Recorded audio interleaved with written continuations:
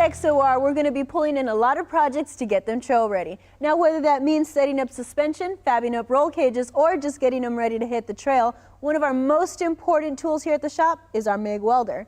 Now, before we can get to any of our projects, we need to have our welder set up. So today, we're going to walk you through the process of getting your Power MIG 210 set up and ready to go.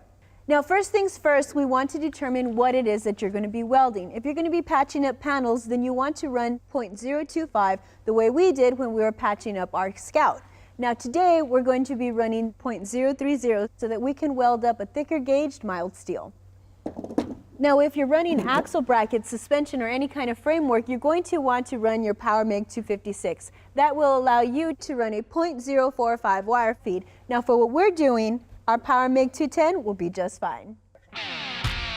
The first step is to flip down the tension adjuster. Then raise the top drive roll pressure arm. Remove the outer guide so you can access your lower drive roll. Make sure you have the correct size chosen for your wire and reinstall the lower drive roll. Cut and unroll the first 6 inches of the wire from your spool, and do not let the end of the wire go so it won't unspool off of the roll. Feed it through the wire drive inlet along the inner wire groove, over the drive roll, and through the outlet on the gun side.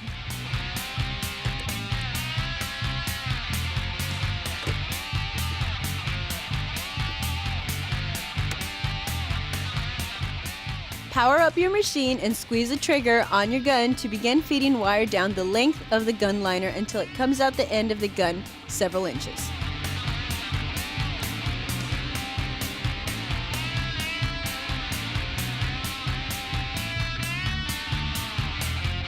Then, turn your machine off and install the correct contact tip, followed by the correct nozzle for solid wire or flex core.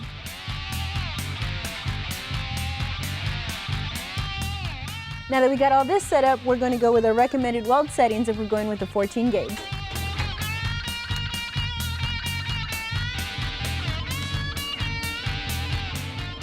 We are selecting 030 diameter wire and a metal thickness of 14 gauge.